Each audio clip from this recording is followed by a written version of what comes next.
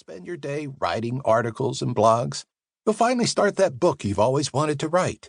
You'll go to staples.com to stock up on critical office supplies, especially those colored sticky notes shaped like hearts. You'll spend hours researching companies in your city. You'll spend time documenting those processes so critical to serving your clients, if you ever get any. You'll create a detailed strategic plan for growing and expanding your business. You'll even waste time reading books on business development and networking. No, wait, do that one. Excuses, all of them. You will waste your time and lose ground. You will not find clients through your keyboard. You can't. I've tried. If you're the introverted and creative type, you'll spend weeks designing your logo, website, and business cards. You'll open up your word processing software and design marketing flyers. You're certain that once the world sees them, clients will be beating down your door to hire you. The problem is, they won't see them or hire you. You will use every excuse imaginable to grab anything, as long as it's not a living, breathing human being. I know, because I've done all of these things and failed. So here we sit, between the comfort of how God wired us and the drive to have our own business. Something has to give. In year 2 of my flailing indie consulting business, I hired an entrepreneur coach, Lenora. Here's a snippet from our first conversation. "How are you planning to develop business?" Lenora asked me. "I'm not a salesperson, so I'm not out cold calling or knocking on doors," I responded. "Okay, but how do you plan to develop business? Find clients and create income." "I'd like to write a book and then use that to market myself." Insert image of Lenora laughing, out loud, in a crowded coffee shop. "No, you're not going to write a book," she said, still laughing. Insert image of John shocked by Lenora's moxie for telling him, her client, no. "Why not?" I asked.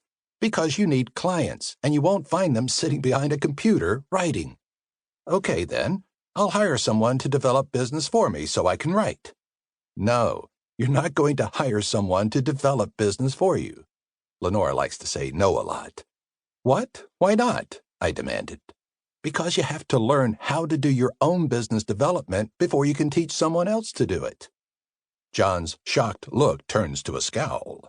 "But what if I—" "No," she said. More scowling. Lenora didn't budge, and I didn't start that book for 3 years. I knew Lenora was right, but I held to the misguided belief that I could simply do what I wanted to do, right, and that would somehow bring me clients and income. It's a silly notion, I know, but I desperately wanted to believe it. However, even more desperately, I wanted to make it my own. So I faced the cold, hard fact that I needed to be out meeting and talking with people who could introduce me to clients with strategic problems, and with a checkbook. After that conversation with Lenora, I went on a networking frenzy, a mission. Lenora introduced me to several people, and they in turn introduced me to even more people. I also sought out and attended countless networking groups and events. My network expanded rapidly. That frenzy lasted several years, and my network grew by a couple thousand people. Real, in-the-flesh people, not just names and faces and profiles on a social media site. Real people. I shook their hands, heard their stories, learned their needs. Lenora was right 12 years ago, and she's still right today. Until we have sustainable business income, we simply cannot hide behind writing or marketing or a website or documenting processes or another person and think these will bring us business. They won't.